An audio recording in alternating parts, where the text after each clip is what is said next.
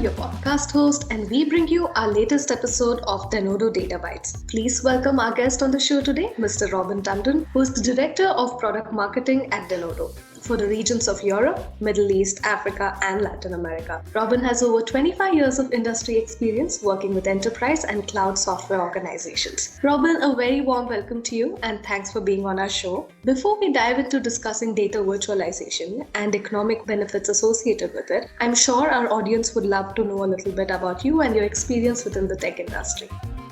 Thanks, Neha.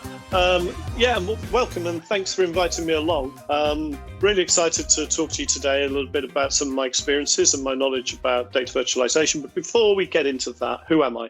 I'm a father of 3 kids. I live in the United Kingdom. So I live near the south coast, very beautiful part of the world in Hampshire. And we have our offices in London, which is very accessible for us. I've been in the tech industry, as you mentioned there, for over 25 years. I've held every role from junior programmer in my early days, having a degree in computer science from before the internet was even invented, moving through to implementation roles, and then into a pre-sales role where I spent many years as a pre-sales engineer and pre-sales specialist before finally moving into product management and product marketing, which I've been doing for 10 to 15 years, probably about 15 years now, in various companies, all of them software-based, all of them enterprise software, really, and very much a focus on cloud and software as a service. The first companies I remember working for, transforming them from traditional on-premise software sales to software as a service and then to cloud, and that was all the way back in the early 2000s. So let's begin with our first question then. How do you think companies can start small yet grow big with data virtualization? That's a great topic to get into. And in fact, last week I hosted a round table at a Data IQ event where we used this topic. It was quite interesting to hear some of the thoughts of some of our colleagues that we had on the round table. Denodo is a fabulous tool to help you here. One of the things we have at Denodo is several different subscriptions, and that allows you to scale out seamlessly. So we often see our customers starting with individual projects, and maybe they would subscribe to Denodo Professional. But then over a short period of time, they're adding more and more data sources, and business intelligence needs grow and allow them to migrate to other Denodo subscriptions, such as our Denodo Enterprise or Enterprise Plus. It's all very easy. And in fact, it can be set up in less than a day. And you can do it through the cloud. So you can go to your chosen cloud marketplace, whether that's Amazon, AWS, Azure, or Google Cloud. And it means that in as little as 6 weeks, you can start realizing real business benefits. We did recently publish, with the help of our colleagues at Forrester, a total economic impact report on data virtualization that is available from our website for a complimentary download. Really important to take a read of that if you're interested in how you can start small, grow big, and the total economic impact for your organization and enterprise of implementing data virtualization. Thanks for sharing the details in the report, Robin. It is a wonderful resource for anyone interested in taking a deep dive into understanding the economic benefits of data virtualization, for sure. So according to you, is data virtualization a bridging layer between multiple data sources to fuel data analytics and integration? So essentially, the answer to this question is yes. You can think of data virtualization as that bridging layer. It's a technology, it's been around for quite some time. In fact, our founders, Angel and Alberto, who are still very much active within our business, one of them being our CEO and the other being our CTO, they've been involved in the data virtualization space as far back as the 1990s. So the next question is, how do we do it? So you can think of data virtualization as the cornerstone to a logical data architecture. So whether that be a logical data warehouse, a logical data fabric, data mesh, or even a data hub, all of these architectures are best served by our principles of combine, so bringing together all your data sources, connect into a logical single view, and consume, allowing the data to be consumed through standard connectors. We have connectors to all of your favorite business intelligence tools, such as Tableau or Business Objects, and all of the classic data science tools, Python, R, and so on. And we also have a very easy to use, robust API set. So interestingly, recently in the Gartner Critical Capabilities report, both our data virtualization technology was the only technology in that Critical Capabilities report on data integration tools to receive a full score of 5. And our APIs got the highest score out of any of the other vendors in terms of the robustness and ease of use of our APIs, and we scored 4.5 there, which is the second highest score that Gartner gave out in that entire critical capabilities report. So yeah, it is a bridging layer, and yeah, it's really easy to use. That's amazing. So combine, connect, and consume sums up the concept pretty nicely, I'd say. So could you please elaborate on a few economic benefits of data virtualization and how these are delivered in as little as under 6 weeks? Absolutely. So as mentioned previously, we recently released the Forrester study on the total economic impact of data virtualization. As I said, you can download the copy from our website, or we also have an infographic there if you don't want to read the full report. So 3 real important and interesting key performance indicators are discussed in the report. The report goes into various details. One of the things we see is customers who implement data virtualization see an 83% increase in business user productivity. So why is this the case? So mainly this is due to the business-centric way that data virtualization is delivered, i.e. when you implement data virtualization, you provide business users with an easy-to-access, democratized interface to their data needs. The second key performance indicator to note is the 67% reduction in development resources. And this is also backed by Gartner, who quote that during the next 2 years, we will see a significant reduction in the workforce needed to implement data integration because artificial intelligence tools and machine learning come into play. So the 67% reduction in development resources, you connect to all the data, you don't copy it. So that means that once it's set up, there's a significant reduction in the need for data integration engineers because data is remaining in the source location. It's not copied around the enterprise. And finally, just as important a KPI or key performance indicator is the speed to access, noting that our customers are reporting a 65% improvement in the data access speeds above and beyond more traditional approaches such as ETL or extract, transform, and load. Real-time access to your data allows you to make real-time business decisions. And we are absolutely seeing this through the pandemic of 2020 into 2021, where really successful customers were ones that could understand what was going on in real time within their data sets. And that's whether it's data at rest or whether that's data stored in structure or data in motion.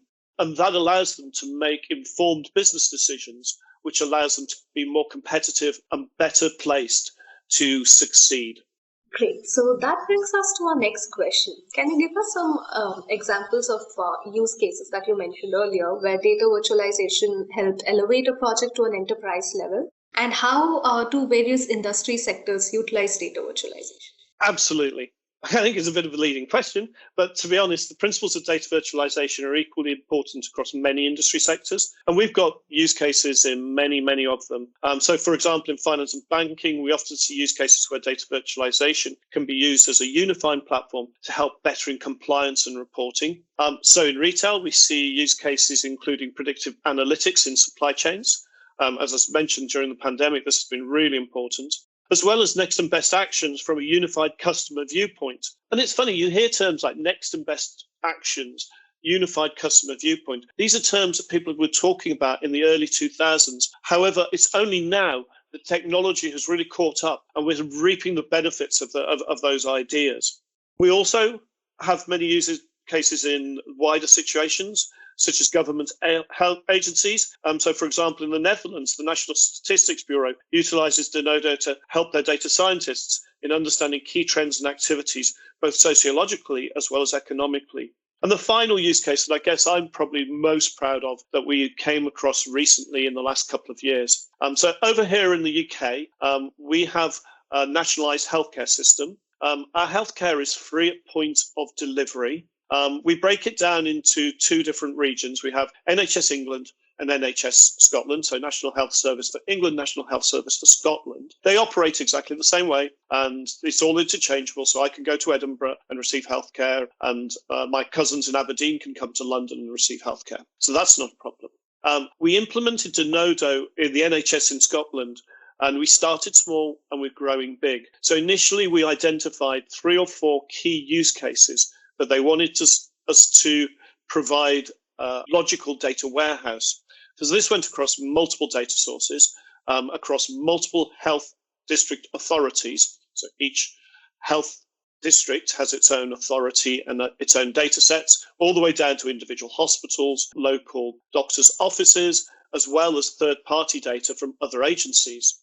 So 3 use cases that I love, and I'll talk about 2 of them in particular. The first was understanding the efficacy rate of chemotherapy across the country. So in different regions, when they're applying their chemotherapy, is it having the same outcomes clinically and strategically? So they're applying Denodo across that. Another use case, which was really interesting, was the identification of vulnerable individuals that could be evacuated in case of natural disaster or emergency. So again, analyzing the massive logical data warehouse they have, they could identify the most vulnerable people and put action plans in place to make sure that if something does happen, they're the people that the emergency services get to the quickest. And then the final one, which was very interesting because it was very intra-cross agency, was the intervention strategies that have been put in place for drug and alcohol programs and across Scotland, seeing which ones are working and how best to mirror the successful drug and alcohol programs in other regional authorities. So this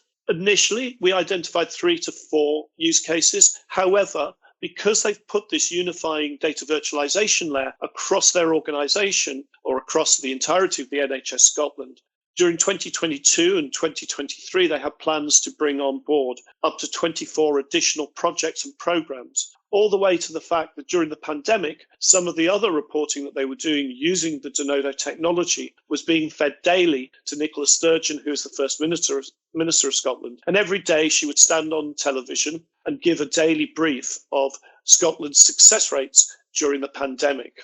So that really, again, for me, explains some examples of where we've been successful. Our website is a really valuable resource. So if you want to find out more about Denodo, some of our use cases, as well as the economic success of implementing data virtualization, please do go ahead and go to our website. We have lots of resources for you to download. We have lots of podcasts. We have lots of webinars. We have lots of content. Thank you for sharing all those wonderful use cases, Robin. And what a wonderful session this has been. And you have really helped us understand the various facets of data and data virtualization today. And now it's time for a quick Q&A round. So let's get started. What are some of your favorite hobbies? Well, I'm a keen dog walker. So I have a 2-year-old rescue dog who came to us as a small puppy and is now an adult. And she takes up a lot of my time. I'm also a keen collector of musical instruments. So I have a collection of about 15 guitars.